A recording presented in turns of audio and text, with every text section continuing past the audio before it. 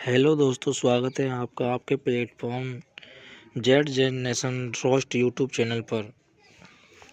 आज हम human blood की बात करने वाले हैं, मानव रक्त की बात करने वाले हैं। बिना टाइम वेस्ट करते हुए हम आगे बढ़ते हैं और यह सभी एग्ज़ामों में पूछे जाने वाला एक चैप्टर है, तो हम आगे बढ़ते हैं। यह एक मोटिवेशनल कोड है। उसके बाद हम क्वेश्चनों को स्टार्ट करते हैं।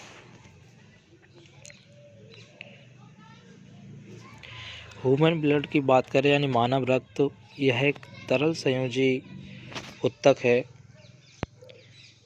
यह एक तरल संयोजी उत्तक है और बात करें हम कि यह एक क्षारीय भी है और इसका पीएच मान 7.4 होता है।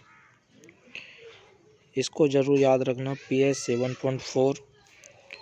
और जो मानव रक्त होता है वो प्रत्येक मनुष्य में औसतन 5 से 6 लीटर होता है। उसके बाद हम आगे बात करते हैं कि इसमें एक प्लाज्मा होता है। जो प्लाज्मा क्या कार्य करता है कि प्लाज्मा के कार्य की बात करें तो ये पचे हुए भोजन को यानी पचा हुआ जो भोजन होता है और हार्मोनों का शरीर में क्या करता है, संवहन करता है।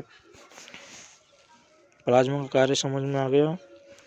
और हम मानव रक्त की बात करें, उसमें पुरुषों में 5 से 6 लीटर पाया जाता है और महिलाओं की बात करें और महिलाओं में रक्त पुरुषों का आधा पाया जाता है, ध्यान रखिएगा। और इसमें एक प्लाज्मा होता है और एक रुधिराणु होता है। हम प्लाज्मा की बात करें, यह एक अजीवित है और इसमें 60% में से जो 100% होगा उसमें 90% जल होगा और 7% प्रोटीन और 0.9% लवण होगा, 0.1% ग्लूकोज होगा और इसका 40% होगा आरबीसी और डब्ल्यूबीसी की बात करें यानी कि red blood corpuscles and white blood corpuscles की बात करें और इसमें एक ब्लड प्लेट्स भी पाई जाती हैं। हम बात करने वाले हैं आरबीसी, रेड ब्लड कार्पोसेल्स। इसमें मृत्यु की बात करें, इसमें मृत्यु है वो यकृत और प्लिया में होती हैं, जिसे लीवर और स्प्लेन कहा जाता है। इसमें केंद्रक नहीं होता है, ध्यान रखिएगा। बात करें इसके निर्माण की, जो इसका निर्माण होता है वो बोन मैरो में होता है, अस्थि मज्जा में होता है।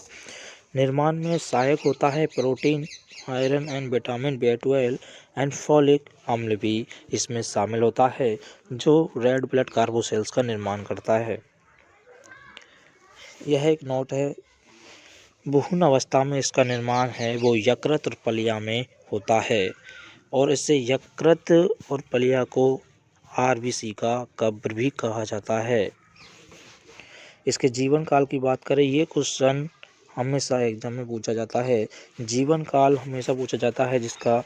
आरबीसी की बात करें, इसका जीवन काल 20 से 120 दिन होता है और रक्त का जो रंग होता है वो लाल रंग हीमोग्लोबिन के कारण होता है और हीमोग्लोबिन कमी के कारण रक्त क्षीणता रोग भी हो जाता है, जिसे एनीमिया कहा जाता है।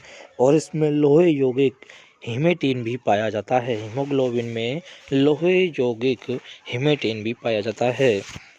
हम इसके कार्य की बात करें, आरबीसी के कार्य की बात करें तो यह O2 को पहुंचाता है और CO2 को वापस लाता है।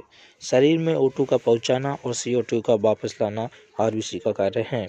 और जब हम आरबीसी होती है, उसकी संख्या को जो मापन करते हैं वो हीमोसाइटोमीटर के द्वारा मापा जाता है। आगे बात करते हैं कि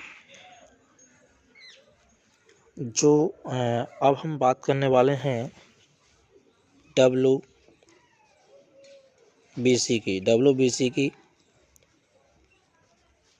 वाइट ब्लड कार्पोसेल्स। इसमें जो वाइट ब्लड कार्पोसेल्स होते हैं, इनकी मृत्यु रक्त में ही हो जाती है। इसमें केंद्रक होता है, ये ध्यान रखना। आरबीसी में केंद्रक नहीं होता है, डब्ल्यूबीसी में केंद्रक होता है। इसके आकार या रचना की बात करें तो यह एक अमीबा के समान इसकी आकृति होती है, ध्यान रखिएगा। निर्माण की बात करें तो इसमें अस्थि मज्जा और लिम्फ नोड भी निर्माण करते हैं। कार्यकाल की बात करें, ध्यान रखना हमने आरबीसी का कार्यकाल 20 से 120 दिन पढ़ा और डब्ल्यूबीसी का पढ़ने वाले हैं 2 से 4 दिन। इसमें कार्य की बात करें, यह क्या करता है, शरीर में जो रोग होते हैं उनके संक्रमण से बचाने का कार्य करता है डब्ल्यूबीसी, ध्यान रखिएगा।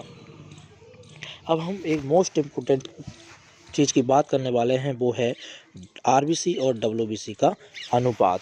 जिसका अनुपात होगा यानी प्रोपोर्शन होगा वो 600:1 होगा, ये पूछा जा सकता है। अब हम बात करने वाले हैं, तीसरा है रक्त बिंबाणु यानी कि ब्लड प्लेट्स। इसमें केंद्रक नहीं होता है, ध्यान रखिएगा। हमने पढ़ा आरबीसी जिसमें केंद्रक नहीं होता है, उसके बाद हमने पढ़ा डब्ल्यूबीसी जिसमें केंद्रक होता है, और रक्त बिंबाणु पढ़ते हैं हम पढ़ रहे हैं उसमें भी केंद्रक नहीं होता है। इसमें निर्माण में सहायक होते हैं अस्थि मज्जा, बोन मैरो। जीवन काल की बात करें, इसका जीवन काल 3 से 5 दिन होता है। मृत्यु इसकी पलिया में होती है जिसे स्प्लेन कहा जाता है। ओके, यह एक डब्ल्यूबीसी का रक्त बिंबाणु का नोट है। कहा जाता है जब प्लेट्स की कमी हो जाती है उससे डेंगू जहर का कारण माना जाता है, यानी जब डेंगू जहर होता है उससे क्या होती है, प्लेटों की कमी हो जाती है। हम रक्त के कार्य की बात करने वाले हैं कि शरीर के ताप का नियंत्रण तथा शरीर को रोगों से रक्षा करना एक रक्त का कार्य होता है।